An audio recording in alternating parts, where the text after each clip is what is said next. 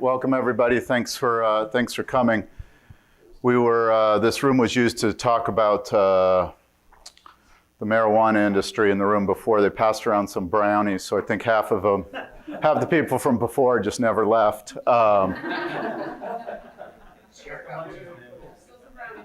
So if that's not your thing, I'll buy you all drinks tonight. So Intel or Cassia, well, Intel is sponsoring the cocktail hour. So this hopefully is why you're here. We're going to learn a lot about artificial intelligence. I'm not Dr. Singh. I don't have a doctorate in this, but I do have a lot of background.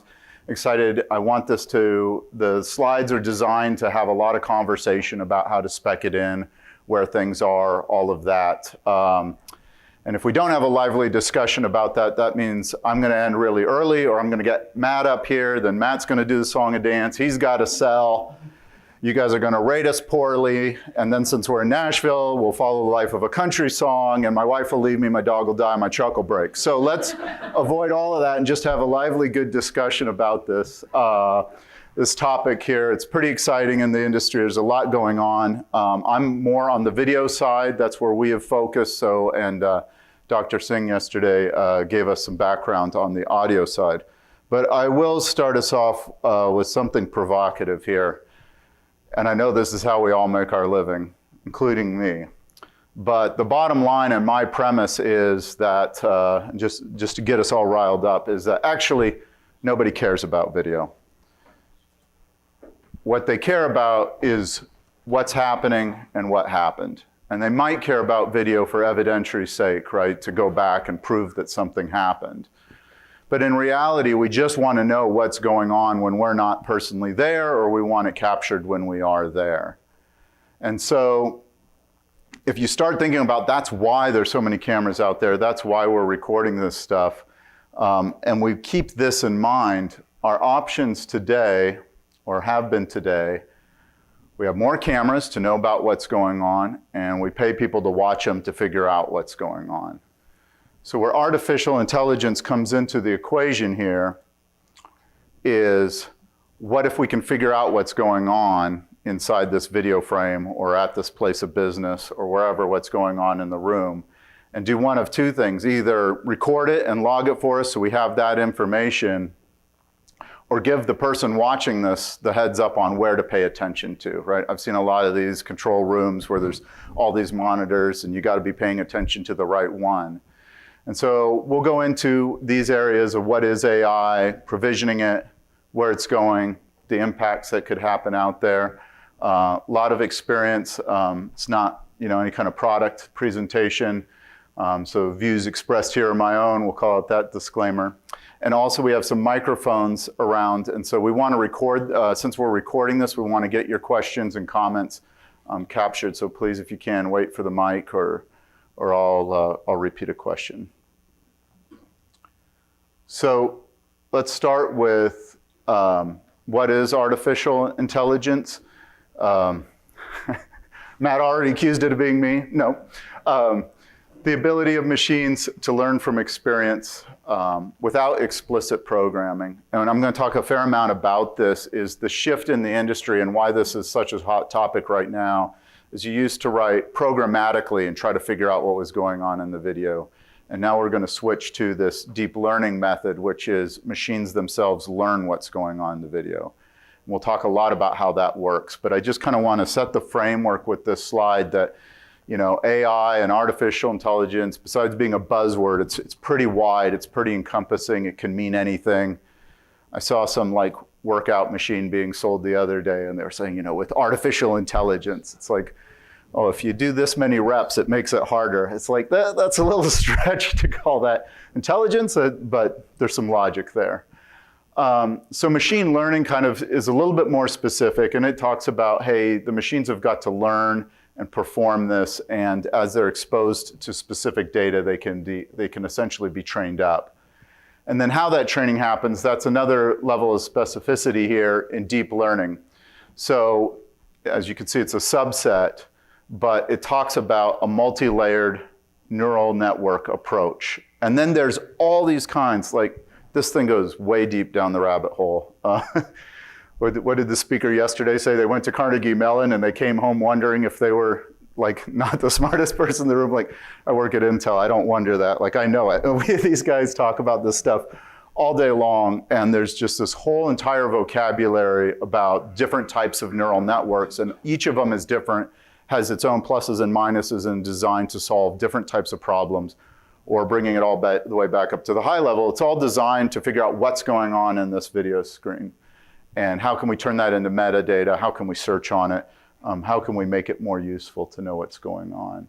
So another way to look at these, I just thought this was good because it had specific examples. Cognitive reasoning, we won't talk about that at all today other than this slide, but that's where you put together totally different things. How do you compare what people are posting about, a business on Facebook and Twitter with video analytics, with sales data, and try to triangulate and figure out and get insights into that. So that's like the next wave. That's like what could be coming next. But machine learning and deep learning is certainly where we're focusing on right now. And so machine learning in that higher piece is things like good enough accuracy. It can do anomaly detection, figure out, not seen this before, I need to flag that. And then deep learning starts getting into really recognizing where the faces are in the video, or whose face it is, and doing that kind of match. All right, so this is one of my favorite slides because I think, from my understanding, most of you have probably been burned by this before when you went to a client 10 years ago. Yeah, but look, the computer will figure out if there's people in the frame. And they tried it, and it was a nightmare, right? So this was all being done by what we term traditional computer vision, but writing a lot of statements, analyzing the video, looking for two white objects with two black objects in between. Oh, that might be the eyes. Here's something might be a nose. And so it's a lot of work, and it's highly programmatic to figure out what's going on and figure out who a person is. And so what ends up happening is your false positives are high, or it misses stuff, and it just wasn't effective. And so I think we all have a few scars and burn marks in this industry on this great computer vision. And what's different now is, because we're using the deep learning and we're training, is we've hit this magic barrier, which says by training it and teaching it, there's a person here, and it learns. It's actually just as good or better than what a person watching that video can do. And that's kind of the magic threshold, because now this thing is useful for us. Before it was like, there's no person in that, or it missed 5 people. And that's what's happening a lot less. And Dr. Singh yesterday was talking about where they are in speech recognition, and some of their models were still at 60%, so way up here at only 40% accuracy or error rates. So they're still coming down this curve on some pieces, but speech recognition, as we all use Siri and Alexa, et cetera, are incredibly good and understand what's going on. So we'll talk more towards the end in terms of impact and where this is going, but the opportunity for this room is this stuff is going because it's now useful and you know what's going on.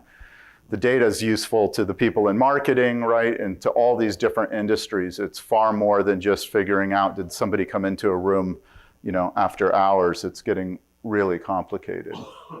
So here we go. We're talking in this one again about, hey, we wrote a lot of rules, and we need to know these kinds of things, makes the roundness of the face, nose, width, all of that. And so this is all being done in that traditional computer vision sense. And essentially, if we'd written all these algorithms before and applied all of this logic, hopefully we figured out that that was Arjun.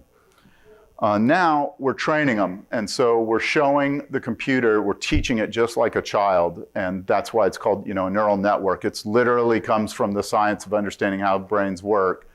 And so you train it like that, and it creates these all of these different layers and comes out, and you train it with well-documented data of pictures of Arjun and pictures of not of Arjun, just as importantly, and it comes up to the conclusion of knowing that this is Arjun. So one of the things that I think it's important for all of us to understand is there's 2 pieces to this puzzle. part of it is the training, and then it's applying. So think of this as a child or teaching them new vocabulary or new words or what things are. You show them colored leaves, or you show them human, you show them bicycle, and then you got to teach them, no, when you look at something, that's not a leaf, that's a bicycle. And so you go through that training process.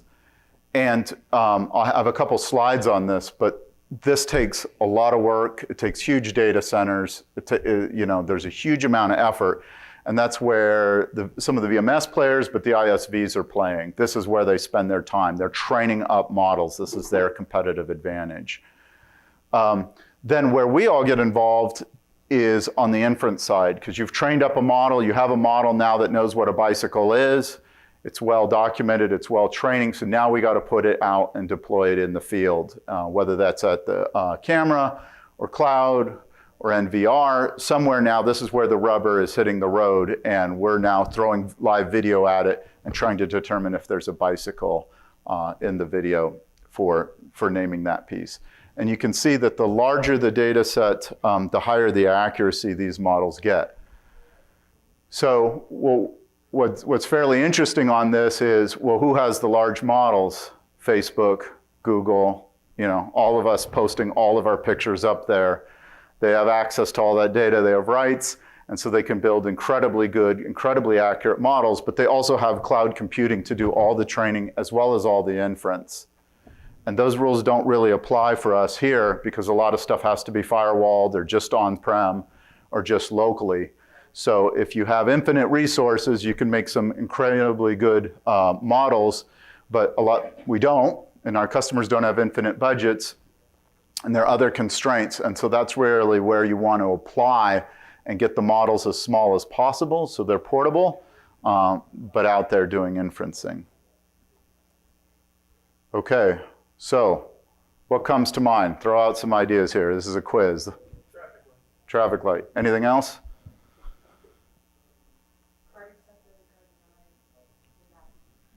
Low battery, card accepted, card denied.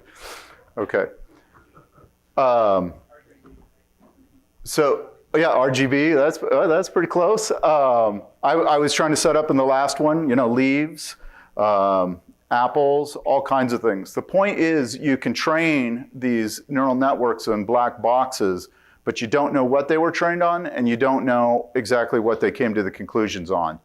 So we've all been trained, we look at these every day, we assume stoplights, but if you train red, green, yellow in with apples, that's all it's gonna know.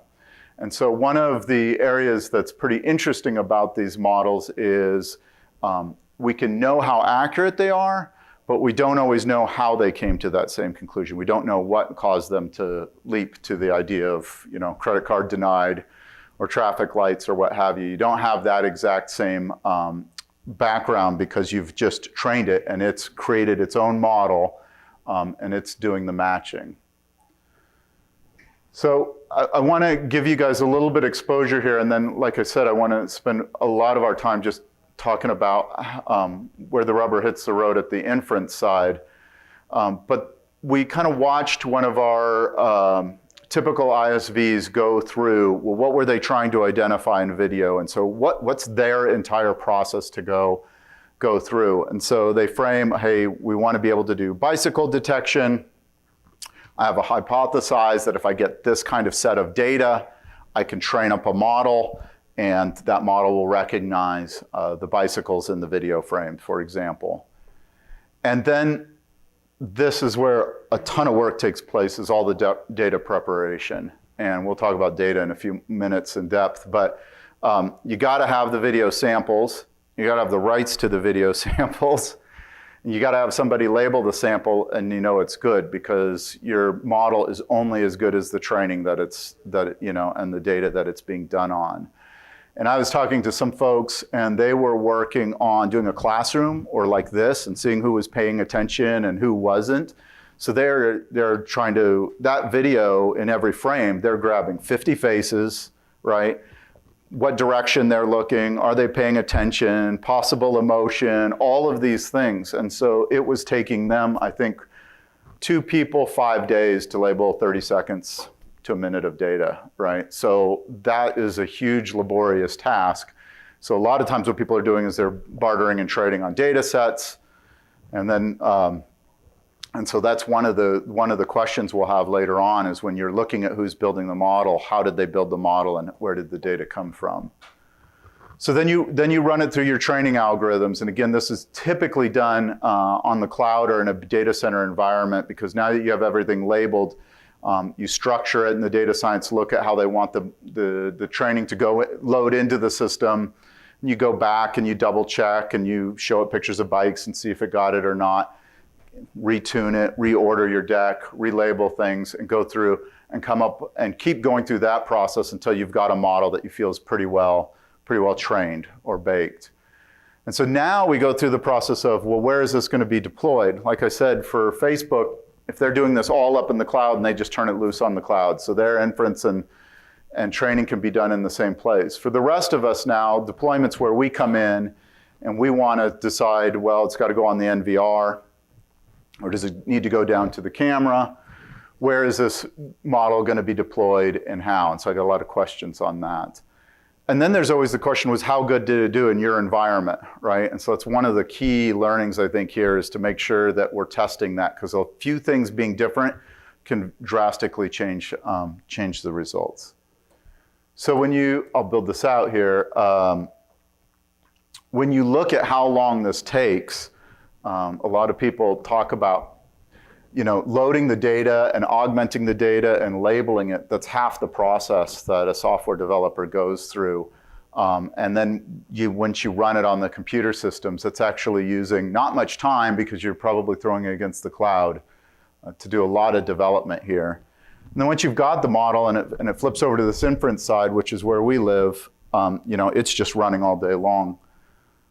So here's where I think it gets interesting. I want to give you guys that background on like who's doing what and how are they building it out. And so you've got a lot of, I think you guys know this piece, but I want to open it up to discussions on a lot of things. What you're trying to do depends on where you want to do it as well. That's certainly one of the constraints. So we all seen cameras getting a lot smarter and moving the algorithms down. The cameras are getting smarter, but a lot of times the cameras have their own set of constraints. There's only so much chip, there's only so much memory, there's only so much power. So while more and more things are moving to the camera, I know, years ago it was just like, is there motion, right? But I see things coming to the camera next as like, was the motion person or animal, or was it just trees blowing in the wind and being able to segment that out, getting smarter that way? One of the scenarios we'll talk through is cameras are a right place to find where a person is. Is there a person or is there a face in the video? And then we hand it off to the NVR or to the cloud to figure out who that was, right? So you can split the loads that way. But one of the things that I think is a huge consideration is, do we want the algorithms running on the NVR or do we want it as a separate appliance? And so if I was in your shoes, that's one of the things I'd want to kind of sort out and figure through with the customers. And some pluses and minuses. Let's talk about this and please chip in. So you're selling the NVR, they're used to it, but it's also pretty busy doing the recording, running the VMS system, all of that.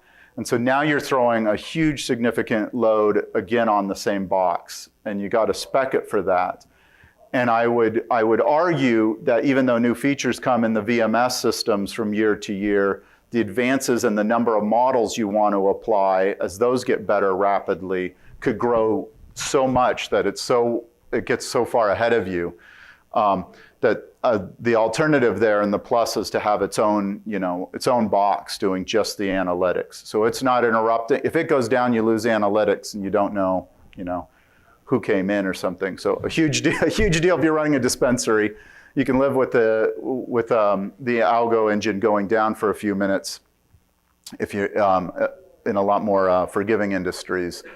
So not having that differentiation so that one box is doing all of the refinement and the algorithms and doing all the AI while the other is your core NVR seems to be a pretty common solution to do that. Again, you can upgrade, new models come out. It might be far easier to take this offline, do uploads, make that. What kind of split have you guys seen out there? Most of the time when you guys are adding algorithms, do they come from the NVR manufacturer, or are you guys adding them as a separate box?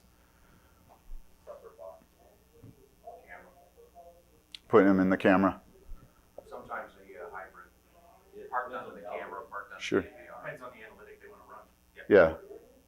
If you're talking an AI model, Yep. the compute at the camera doesn't exist in it. So it's Right. in the early days with all the behaviors that were around with early analytics, where it was NVR did 16 cameras, you have another big iron box that in there that's doing all the analytics. I see that happening in the short term, or you pump all that extra cloud. All right, I'm gonna remind everybody. Yeah, so the comment was just how heavy a lift. That is exactly what we were talking about. The resources on cameras are certainly getting better and more improved, but they can only do so much. And so how do you have that kind of your first line of defense? Like I said, smarter at figuring out what the motion is. Maybe tripwires will be able to be something you can put into down all the way at the camera. But once you start doing heavier and heavier analytics, that's just not where the compute is, or should it be? And you want to bring that out. One of the things to also think about as more analytics are moving down to the camera is how that interfaces back to the NVR. The metadata that the camera is now tagging, like it saw a person, or here's a 300 by 300 image of a face, and the camera sorted that out. Can the NVR, can the back end piece take that? Do they understand how they're getting that metadata and tagged? We talked about that a little bit last year. I was hoping ONVIF would really get there and get some standards built in, and it still seems to be, from what I've seen, but I'd like to hear from you, that's still really trailing in a uniform way. If the camera can send a 300 by 300 pixel still image along with the video streaming, have you guys interfaced with that? Do all the vendors take it the same way? Are they all ready to handle it, or does it have to be done in a proprietary way? It's proprietary, I hear. So, if we were to brainstorm for a quick minute, is that something you guys see of value then, is to try to make some uniform ways to get metadata from cameras to NVRs? I know a lot of the ISVs that are writing, making their own appliance boxes or going on in a separate box, they're writing and they have the interfaces worked out with the VMSs, right? If they do that, then you can take off-the-shelf models and apply them. Okay. Versus today, if everything is kind of in their own world, you've got no real way of applying a model and having to go do it. And right now, typically a model takes what, 6 months to 2 years. Yeah. Unless you do some kind of crowdfunding, which I know one company does this. They do a crowdfunding model where they'll put 50 to 100,000 people, each making 5 cents a snapshot, and you get a model in about 3 weeks. So those types of things are happening today to start bringing the model to bear much sooner. And until that really gets standardized and really, adopted, this is going to be a bit of a mess to work out. Yeah. All right, thank you. Thanks for talking into the mic as well. And then the cloud is another option, right? You have far more unlimited storage or compute capacities, and that's where a heavy lift. And by the way, cloud could just mean data center, not on-prem, in this diagram. But the disadvantage there can be, again, we were talking about the dispensaries and just you can't have all the cameras streaming up. And so how do we get smart at the edge, and then smarter up in the cloud or smarter in the back end? So one of the examples that we show at a lot of booths is, the edge or the NVR is figuring out, hey, here are all the faces, I've captured them, here's the 300 by 300 frame, and then we only send that over the wire up to the cloud, and then the cloud looks at the database and figures out who it is and does the matching. So that's a pretty common way that you can leverage that. One of the other algorithms that we're releasing is skeletal. So it figures out where the motion is as you're walking. It figures out all the appendages and angles and all of that. Well, you could send all of that data in the edge, but then use the cloud to figure out, is it an aggressive pose? Are they dancing? Are they fighting? Are they, what are they doing? Because that's a higher level algorithm when you know where everybody's where everybody's appendages are and how they're posed. And so that could be done up at the high level and aggregate that. And you don't need all of that data, all the video data, right? It's all back to what was going on in the place, not the video itself. So other factors to consider on this, and I know you guys are aware of in the cloud, especially if you're going to a service, you've got the privacy issue. But that becomes a huge deal on these models, on where they're trained and where they're deployed, because all of these privacy requirements, we're talking about data transfer. And so the smarter the camera, the less data necessarily needs to go to the edge. The smarter the edge, the less data needs to go up into the cloud. You can make that work. Latency, how quick you have to be able to respond to pieces. We talked about power requirements. I thought it was interesting. I haven't, another question for you guys. When you're out there and speccing and selling an NVR, is the power consumption of the NVR ever really a big concern for anybody? Sometimes, not really. Like if one took 50 watts and one took 30 watts, is it gonna, break the deal? So, It's usually over overall BTUs that your whole environment requires. okay, BTU for the whole environment. That makes sense. Well, I was recently traveling to a place where electricity was 4 times as expensive as it is here, and all of a sudden people are looking at, long term, Another country. Hawaii's not cheap. Yeah, but it is interesting. So how much power are your boxes using? I was thinking when I wrote this originally that the power constraints like for the camera, but it turns out what your electricity bill that can factor in some environments like Connecticut. First one came to mind, and the compute capacity. And then the last thing to think about as well is not only are you guys thinking about software upgrades for cameras and NVRs, and you have that kind of built into the process and the care and feeding and the maintenance, but this can go at a different cycle, right? The new models can get updated constantly, or you want your vendor to update the model based on data you found. How are we going to close that loop? And so now it's one more thing to mix into this management, because you got to manage the models coming in from one vendor, the VMS updates from another vendor, and then that gets into the licensing agreement. Are you subscribing to the models? Are you expecting to get updates every 3 months, every 6 months, every year? Or you just, hey, the model's at 87% accuracy, that's good enough, we're gonna put it in, just let it ride, and we don't need to worry about updates. But how willing and able your clients are to maintain that and stay on top of it. And IT folks are used to it, but not every department is. They want to kind of set it and forget it. So those are different aspects. Any questions on this? Any other things? These are factor in that you guys are thinking about when picking where the algos go? I make a good point, about power requirements, because it wasn't too terribly long ago when we were doing, All right. Make a good point about power requirements, because it wasn't too long ago we required a single server to obtain information about analytics such as flow control or facial recognition. Right. Where now you can put 40 cameras on a single server. Object-based analytics, easy enough to put into a camera. There's not a lot of processing power. Right. The classification of an object, but identification-based. Exactly. That's a whole new level, right? LPR-based. These are a lot more process intensive. So trying to push those things to a more powerful CPU or GPU is certainly enhancing the affordability of these analytics. And now we're starting to see a big explosion of FR and LPR technology. Right. Enterprise. Well, and then we were talking about management a second ago, but that's another point. Inside the store, you don't really need LPR.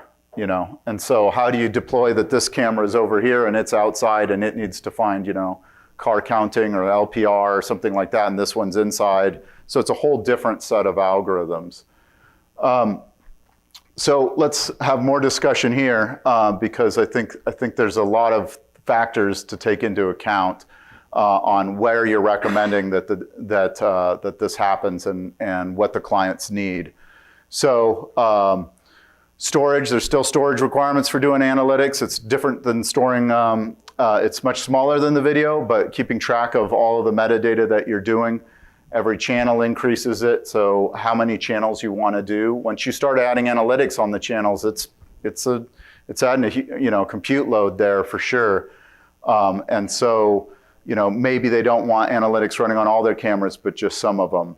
So the processing that needs to be required there, and again, the amount of algorithms that they think they're going to want, and keeping a little bit of growth in mind, because the more and more algorithms that are coming out from different vendors and being able to plug and play them in.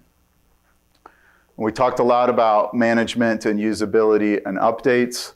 So that's a pretty significant factor, I think, in choosing the vendors and how you want to go about making sure that you always get newer models or can quickly and easily add them. And the VMS compatibility, you guys have some thoughts on how all the vendors in the room can make that a little bit easier? I know the ISVs are typically having to write to each VMS as an API. So that's one thing to keep in mind. And most ISVs are so eager to earn the business that they'll make the adapter once they've written to 3 or 4 VMSs. Writing to the next one isn't too hard.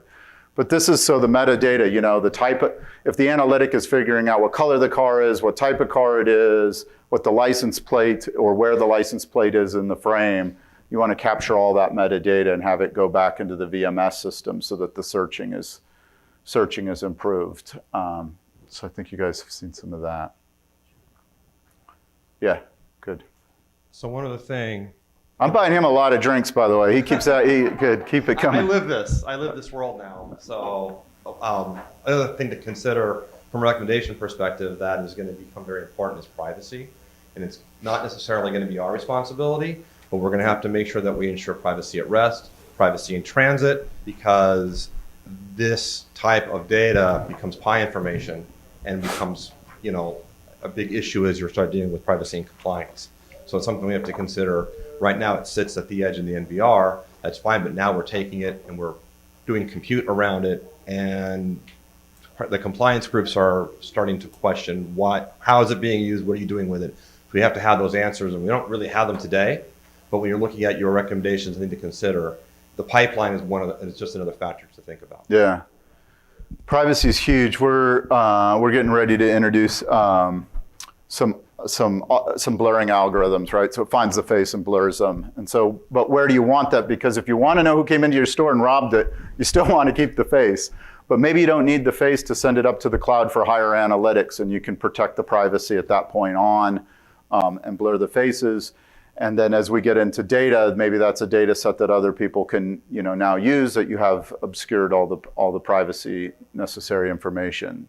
So that's a great catch on the privacy.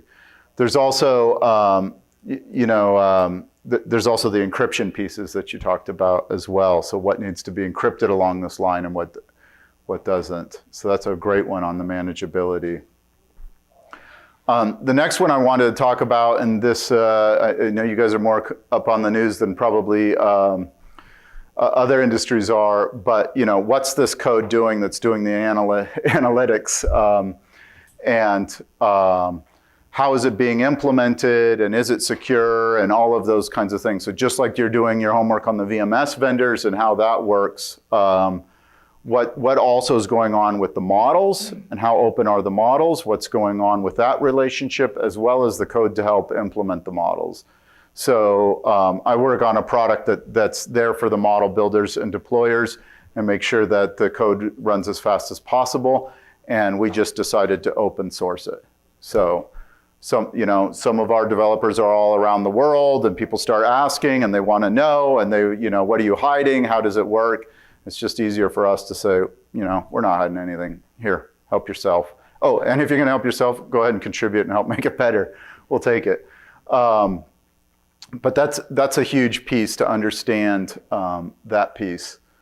And we talked a little bit about the business model, but what kind of relationship are you getting into with each of these ISVs? And are they going to sell you a subscription? And if so, when are you going to get the updates? How easy is it to deploy? Or is it a one-time model? Are they charging per camera? Are they charging per inference that they run? Are they charging just one time? Do you have access to that model? Can you update it? Can you change it? Which is going to be a little bit out of the skill set of most of our clients. I think that's something that's coming down the road, is to make that a little bit easier to help with that. And then also the switching costs and ability. So it's one more piece that keeps you perhaps locked into specific hardware, perhaps locked into specific VMS. That can be great. That can be, not as great. But how is the ISV going to stay with the customer if, they switch VMS vendors or they switch hardware vendors?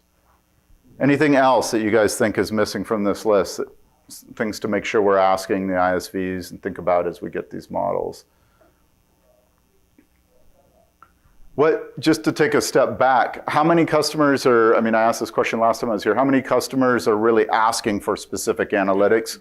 How much are they asking, and how much are you guys having to explain to them the art of the possible?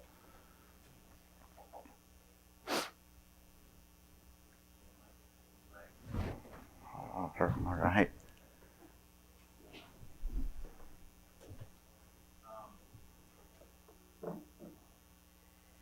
I'd say a lot of people are asking, not a lot of people are doing. I think a lot of it has to do with the issues of processing. A lot of the analytics don't actually do what's being sold, or don't do it as well as it's being sold. And so I think people are interested in analytics as a buzzword, but I don't think a lot of our clients at least are prepared to take on the costs associated with it for the reliability or the quality that they're going to get in return. You guys seen that as well? Is that pretty common? So one of the things I've noticed that I think is going to be really interesting to watch going forward is, we talked about how that model was trained, and it's only as smart as what it was trained on. And so that's another question to ask the ISV, is not just the source of their code, but the source of their data. So for example, we include some models that are doing vehicle identification. And then some customer came and said, well, what if we did that on a drone feed? Well, camera angle just switched 60 degrees. Doesn't work very good, And so the camera placement ends up changing how good the model is. So there's a lot of customers I've heard about that if you want some kind of try before you buy, or some kind of test it, or some kind of relationship in the business model that says, hey, it turns out that your algorithm works fantastic at detecting bicycles from the top of a street light. I want to be at ground level. Is that going to be covered? Do we need to renegotiate that? Do I need to provide you, this is the data. Do I have to give you data to retrain that? And a lot of companies will say, I'll give you the data, you need to retrain it. But by the way, the data is not allowed to leave my site due to privacy. So now you got to send somebody on site to do that training. Or could we do it if we blurred the faces? Then we could send the training data up, because you're blurring the faces but you want them to do an algorithm looking for bicycles or something along that. So it becomes a little bit more tricky to think about that data relationship, but I think that's key, because the great ISVs are always looking for more data. And so if there's a way you can negotiate with them that both of you benefit, that might really change the relationship, because you're going to want to see it in that client's particular use case and have it see the results that I was showing you above. The results can be fantastic, but not if you're filming in the dark and the data set was trained on broad daylight and high noon in Phoenix.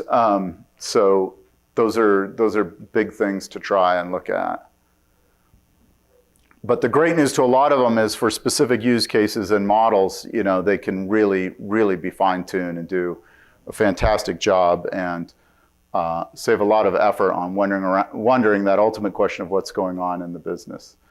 Ownership data is one of the big things blocking right now the folks developing these algorithms, is they don't have access to very good, huge, robust databases, and your customers all do.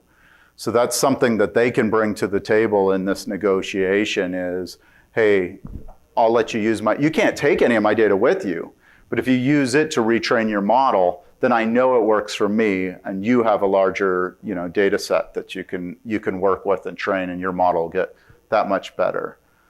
So that puts you guys in a little bit, it's something to think about when speccing and doing that relationship, but it's one more aspect to this. Good. Well, that's where I wanted to have a lot of good discussion.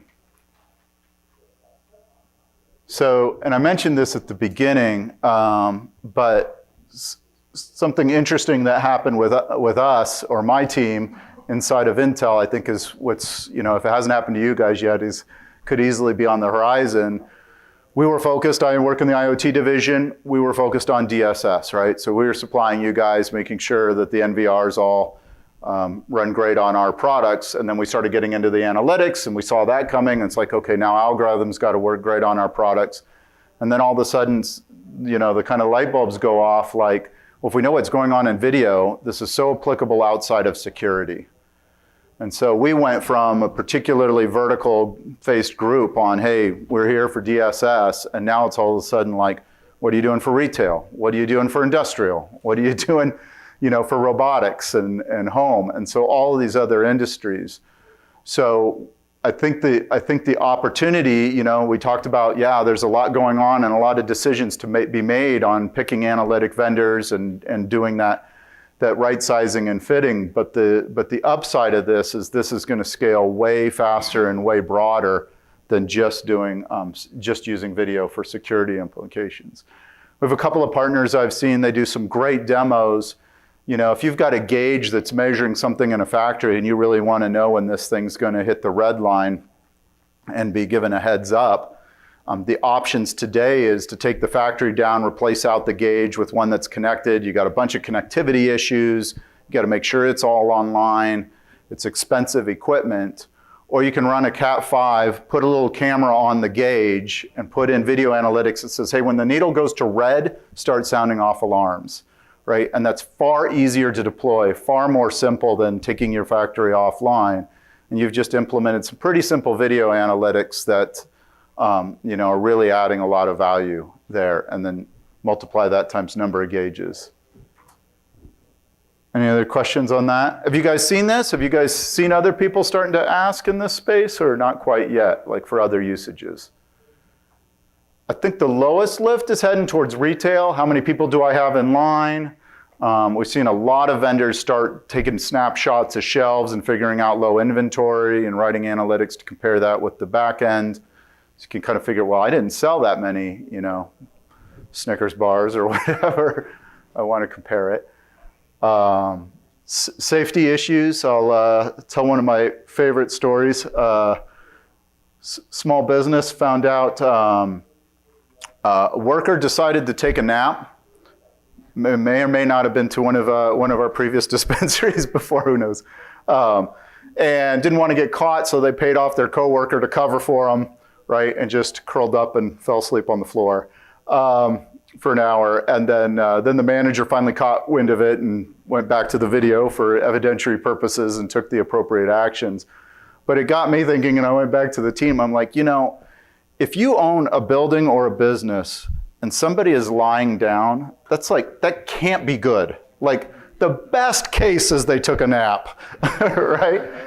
And somebody ought to want to know. So that's an analytic in and of itself, is just like, did somebody fall? Do we call the cops? Do we call the manager? Do we alert somebody just a person down on aisle 7? So all of those kinds of things, especially in manufacturing and industrial. So this is just another example of places where we're starting to see AI in general be applied. Remember, it's far more than video. A lot of stuff that Dr. Singh yesterday was talking about are things we've been thinking about. Boy, man, what if you could combine the video analytics with the voice, and you could just, the ID lockdown is, if having card access data is pretty interesting, and that's probably the person. You add face, you're at a very high probability that's the person. You start adding voice, face, and card, you got yourself a closest thing to a sure bet, I think, as we have in this industry. So like I said, I think retail is really the next lowest piece. You're already in there doing for security purposes, and then what other analytics can be sold into this as an upsell or an opportunity, just as a possibility. We've seen a lot of retailers want to know how many people are standing in line. A lot of them want to know inventory. A lot of them want to know traffic patterns. Those are getting to be really robust and offered from a lot of different vendors to figure that out. I mean, just knowing how many people came into your store and left and didn't buy anything, that could be huge to a retailer. How many cars are, what percent of the traffic? I know when my wife meant to manage a new store, the traffic, like, is it worth it? Is it going to get the volumes of the location? And the traffic volume was per 10,000 cars on an average day. It wasn't specific at all. You couldn't figure out when it's busy, when it's not. All that can be done pretty simply with video analytics. So the point here is it's highly segmented. Everybody's using some level of AI. There's opportunity in all these spaces, and it's going to get well, worse or better depending on how you want to read it. But it's certainly going to grow, and there's more places this is applicable. So as you sharpen up on these skills and understand what's available, the amount of customers and places you can sell this into ends up really increasing.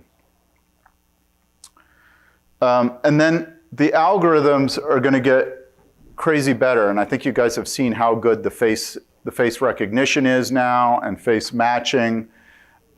Seen teams do pretty good job on emotion detection. Again, you combine it with what Dr. Singh saw yesterday in terms of adding that inflection in the voice. And you can start figuring out, well, who's paying attention in class? You can start figuring out, are my customers happy here, or how pissed off are they when they're fifth in line? May not need high analytics for that. But the gender recognition, seen a lot of companies, ISVs, sell this into digital kiosks, putting this in, add changes when it's a female versus a male that walks up to the kiosk. Don't need to save any of that. They just need to know. Again, I don't need to record the video. I don't need to send it anywhere. I can completely protect their privacy, but I can also just record how many men versus women came across this kiosk yesterday and have that down. And the problem a lot of these brick and mortars is all of that data is available to the online retailers, right? They know your every click and your every move, and they know your whole history through what they can get off of that tracking. And the retailers oftentimes don't have any of that, and that analytics can come to them that more. I talked about age detection to even let them in the door. That person, or even suspect, right? That person's too young, shouldn't be buying this or shouldn't be in here. I put in, I've seen a couple of large retailers that are even sharing amongst themselves, like this person ripped us off and, over here on this building, so just put the picture into the database and load it up so that we can catch them when they come in any other building. And that's such a small crime right now. The police are not particularly helpful to the retailers, at least from what I've seen, to really go and chase somebody down for who stole a $20 object. So, but as the retailer, you don't want them back in. And we talked about analytics, like object, just detecting that somebody left an object or an object is removed. That's getting to be very common. It's getting to be easier and easier. But what object did they leave? What was it? Right. The classification is that second high level. And those are the kinds of things that's the perfect thing. Hey, this object was left behind. Then you send it to the cloud. Is this a backpack? Is it purse? What was it? I'm curious. Can you guys add to some other of these things that you said people were asking for this, but then they maybe get the price point or they haven't been convinced it's working well enough? What other kind of analytics are kind of like dream ones for your customer base out there? They're like, that they've asked you, oh, could it do this? Oh, we got a mic. Oh. Conveniently located in the opposite corner of the room. Oh, second one, thank you. We'll give you. Yeah. Sorry, look at this list. There we go. All right. What's And- missing? Here we come. No, it's not that it's missing, but how does this meet compliancy requirements, right? So I'm always looking for opportunities within compliancy to help customers with analytics and the things you're mentioning here, like age for gaming. They have compliancy where they can't have somebody who's underage enter the gaming floor, and if they do, it creates havoc, right? They've got to identify video of that person as they've entered the casino all the way through the environment. So the different areas of compliancy that this can help with, I think are important to focus on too. One of the other things you're talking about the analytics and some of the new technologies. MIT, I guess, just presented an AI technology where you can say, show me the red car in the video, right? So now it'll go through all the video and identify all the red cars. And there's things like that are available today through some of the vendors offer those technologies. But I think that has to become part of the future security operations center, where you have the opportunity to ask the system the question to pull back the appropriate forensic information. So, we're leaping ahead with technology, with AI, but then we still have to consider syntax and how do you ask the question to the equipment? Yeah. How do you, Yeah. what does it return that's viable or valuable? So I don't think you can take the human component out of it, but certainly, as the technology becomes more affordable, more available, this is all going to help a lot to expedite investigations. Yeah. Got to add on to that. So dealing a tremendous amount in the airport market. So they are requesting now to count a bag and tie it to an asset. So when you come on campus, they want to follow that bag with the individual until they drop it off. And again, they want to have a count on that because obviously something may or may not be in that bag and they want to track that. Well, that's pretty sweet. Another airport one I heard was the airlines get billed for every minute they're parked at the gate. Right. So slap some, right now it's clipboards and whatever. Slap some cameras up there and start the meter, and now they've recouped, right? If you end up getting a couple hundred hours more logged than where it was with paper, you've just paid for the system. There's several airports out there today, what they call the business side of the plane is the side that you load. The Sky Chef loads, that's called the business side. And they're monitoring that side of the plane for damage. Okay. Yeah, we're talking about damage monitor, just so it's for the recorded. Damage monitoring on the other side of the, talk about object identification. That dent wasn't here when they pulled in, but it's there when they pulled out. Yeah. Well, that's happening in, like the Middle East, for example, with the expensive car dealers are now buying cameras when the car comes in, the Lamborghini comes in for service, they're taking a picture of the car and storing that picture, because then when it goes back to the owner, if there's a scratch on it, or the guy comes back and says, hey, there's a scratch on my Lambo, you guys need to fix it, that's a pretty expensive problem. And then they have now the picture that says, nope, it was clean when it came in, it was clean when it went out, right? And so we're starting to see more and I need more that of for my budget rentals. I'll tell you that right now. Yeah. So I want to pose a question that I've been wrestling with this. So it's all great and cool that we have all these new algorithms, we've got all these new cool use cases. But what I'm struggling with is, how does the consultancy monetize this? We're very early in this technology, and there's an opportunity for the consultancy. We're all very smart. We're in a realm that is very unique. But I can't quite get my head around how we make money on this and not just give it to the integrator, give it to the end user, or give it to the manufacturer. It's like, and I'm not sure anyone can answer that right now, but I want everyone to think about how can we do that, because we don't get these types of technological opportunities very often.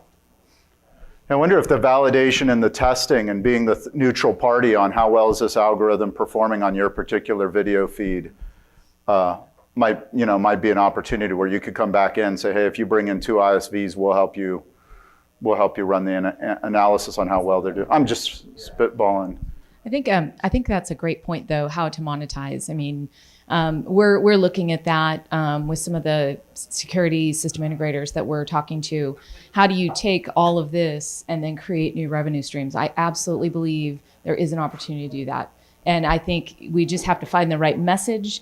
But, in talking to system integrators, a lot of them have deer in the headlight look when you mention, computer vision deep learning, right? And they're like, oh my gosh, what's she talking about? I went to an event a couple months ago, and one of the guys, I won't say what company he was from, he's like, I have no idea what you're saying, So what we're looking at right now, and hopefully we can share this later on, and is looking at how do we truly create those revenue streams, and how do we help you do that, and how do we help the integrators do that? And we're coming up with that now. So we'll be creating some workshops for partners to do that. So we'll share that through Ray and as a follow on to this when we do it. Yeah. Another idea might be, by you being the trusted advisor to the customer, you might be in the best possible position to have them to look at their data set to the ISVs that desperately need data and labeled data. And so there might be a matchmaker opportunity there as a possibility. Yeah. We're starting work on a small project in the retail space. It's not weed. And they want to use facial recognition to identify VIP customers. Yeah. So that they can give a different level of service and also pull up their shopping history and make suggestions. And interestingly, in security, where it's always hard to get budget, in this place, if we can show that it works, the marketing team will actually help fund the security project because of what it's going to do for retail. And if you go to a hotel with a good concierge and they recognize you, or waitress that knows Cassie who hasn't seen her in 3 years, comes up and gives her a hug. That's like awesome customer service. But you tell people you're doing it with a video system, they start getting a little bit nervous. So how do we get people to come that way in? I mean, when you log into an account, right? Of course, Amazon knows everything I'm doing because I'm logged in, and so how do you make it the same way in the retail environment? Yeah, I mean, the retailer is definitely not advertising that they're tracking your face through the software. That would not go over well. It's just providing the service. But some of the fun challenges are to let the customer start to understand that and understand what they're getting for with that. That's one of the great challenges. And then on this, I don't know if you saw this week, I think American Airlines announced their new AI program for aircraft inspection. Interestingly, they partnered with DJI, which is a whole different issue. But air traffic what inspection? Aircraft inspection for stationary, the routine. It's like it typically takes a couple people 4 hours. And now they're using a AI product on a DJI drone and cutting it down to 30 minutes and no people. Yeah, it's an issue. Yeah, no, but the drone inspection of power lines, oil rigs, all those kinds of things is, or at least compare, right? Just look for the deltas last year versus this year. Is it different? Now I need a person to go look at it, right? At least, if you can find where the 12 things that have changed on the airline are, at least you can pinpoint where those people are. Yeah.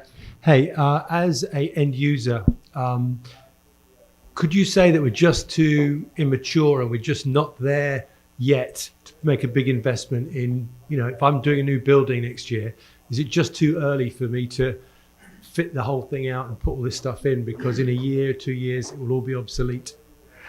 So I don't think we're too early, because if you don't have it on the VMS system like we talked about, and it's an accessory piece, that's the only piece you need to upgrade in the future if it got better. But a lot of these models on the person detection, it's at 98%, some of them.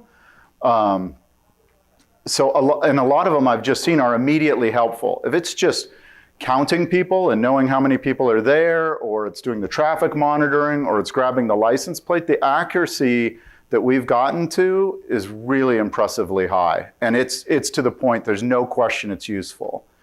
And if you're in one of those booths trying to find the red car that came in on Saturday, which is, what my wife gets asked once a month, something happened down the road. We're wondering if a red car came by. Let's see your outside cameras, right? Being able to type in red car in a 5-hour window instead of sitting there with your finger on the fast forward button, all of that stuff I'm seeing is immediately useful.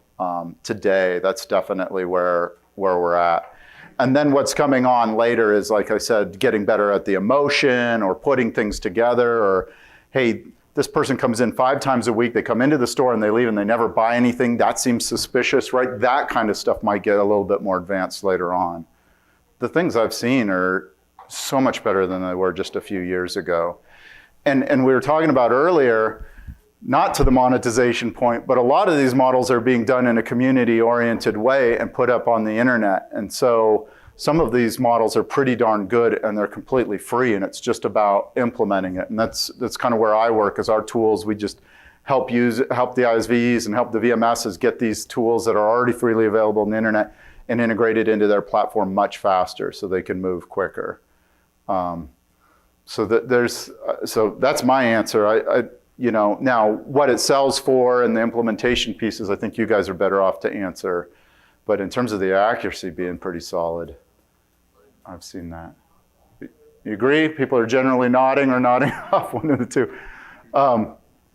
Yeah, attention and focus. So that's being applied in a lot of like classroom type settings, and people keep talking about doing it on conference calls. I'm like, oh, that's do you really want to know? So just a few slides left kind of on where, what's now versus what's coming next, right? And so now I think people are painfully aware that when they go into a store or they go into their work environment that they're being watched. And that's what they say, oh, they're watching you. And the answer is, no, they have you on video and you might be getting watched. But what's coming next is, no, you've done something that now they're on you, right? You've done some weird thing. You came in 5 times and left without ever paying anything. That's not right.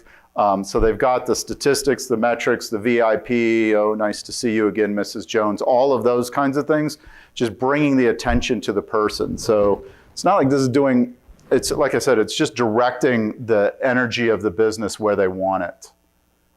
And you brought up the search example before, and this is one of our customers. And so they're doing a couple of, did this person come through here, and right now it's the police officer showing up and saying, let's look for, 40s white male, right? And that's not particularly helpful, but you've got a way now that you can scan in a new image and look for and compare that. So it's a visual search, kind of like Google does, but against all of the recorded faces. The other thing I think we're on the cusp of is a lot of these faces get blurrier. They're not like looking quite right, and 4 frames later, they're looking dead at the camera for whatever reason. So how do you pick out the best face out of the same person? Another one we have that I've seen is the continuity between video streams. So you can follow. You talked about following the same bag. Well, that's not far behind because right now they're following the same person from one camera to the next, and well, that always takes 20 seconds to go from that camera to camera. What were they doing for 5 minutes, right? Maybe we need a camera over there. So those are examples of getting more and more complex in terms of what you're looking for and speeding that up. I think this is a crazy point. I've talked about this before, but remember I hammered home at the beginning that the model is only as good as the data you trained it on. So there's a pretty famous free algorithm out here that recognizes activity, and what do you know? All the training data was women were cooking. So here's a cooking image, must be a woman, right? And so it's only as good as the training data. And that's why that's a critical question. I mean, this is a little bit silly, but you can see this for all kinds of profiling questions. If you trained in one country and now you're applying it in another, do you really have the right mix? Do you, for what you're looking for and what is particular to you? And are the companies, they only have access to these data sets we talked about, and whatever data set you have introduces bias whether you want it or not. So how can you help change the bias to be more in line with what your customers need? So that's a potential opportunity, maybe for the consultant to play, to say, listen, you can buy this thing, but there's going to be some level of negotiation and retraining that needs to take place. Let's see how you guys can get involved in that. And we talked about how are you going to roll out new models when the models get better. And of course, we live in Moore's law, so everything's just getting faster and better, and what was in the cloud can move to the edge and the edge to the camera. So that was one key piece. Just one thing, we talked about this yesterday. This is the industry we're in. We all know it's a tool. We're just speeding up the tool. So, how do we make sure there's a level of compliancy and ethics and what's going on in the video?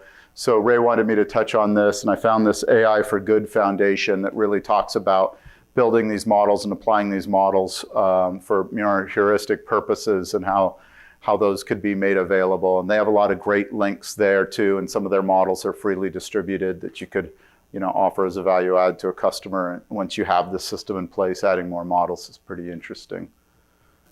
Any other discussions or I want to make sure you came out of this thing with your questions answered.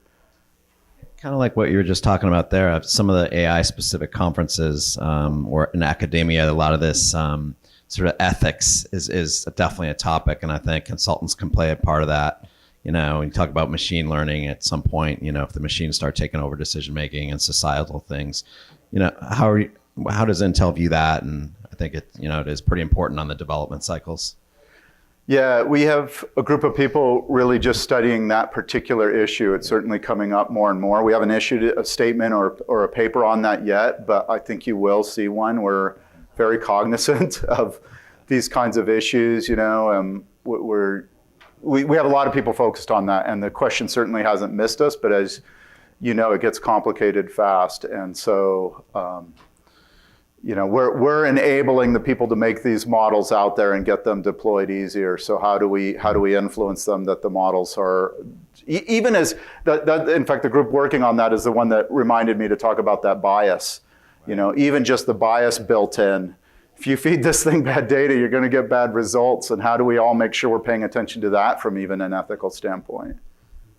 Yeah, that's good. It's interesting. I do agree. We're all giving up more and more privacy for services. I mean, all the time. That's a good example. But yeah, I think it's good. There's a lot of people thinking about the long-term sort of propositions. Yeah, and that's something your clients need to think about too. Not only how do you keep it and hit the compliance levels, but how do you want to, get this forward in the right direction and make sure the way it's being implemented and used at your organization is in line with your ethical beliefs. Any other questions?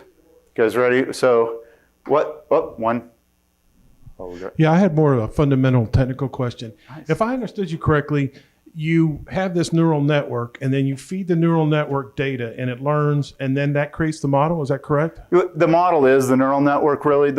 You take the data, you label it, and you feed it in, and out comes this model, this trained model. Yeah. And the models will do one particular thing, whether it's recognize that an object was left and another model will recognize what object. So the model is a collection of the logic of the neural network plus the state that it gets to after learning, correct? Yes. How many neurons do you have in a neural network? And question one. And number two is that do the neural networks evolve so that you feed it the same data, you get a better model? Yeah, answer to question number one, 7,832. No, I'm just kidding.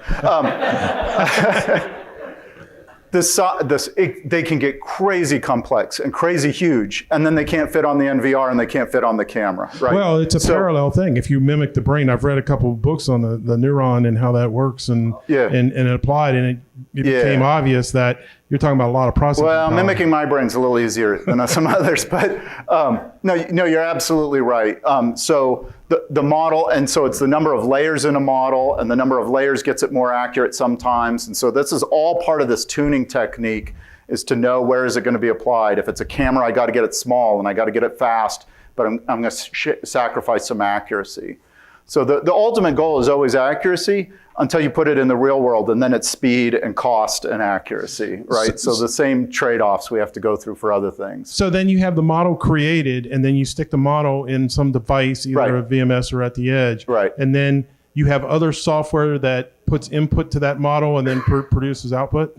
Yeah, so once the model's in the inference mode, that means like, hey, point me to the video, point me to the picture, I'll give you the results, right? Oh, look I found a bicycle, or I found 7 bicycles, and this is the frame number, I found 7 bikes. Or I found a car and it's black and it's this.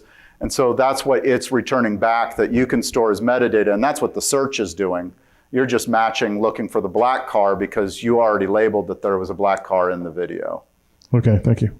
Yeah, good questions. All right, we good? We good with was this helpful at all? Are you not going to write me up and send my dog die on my truck break? Perfect. Well, buy everybody a drink at the bar. Thank you.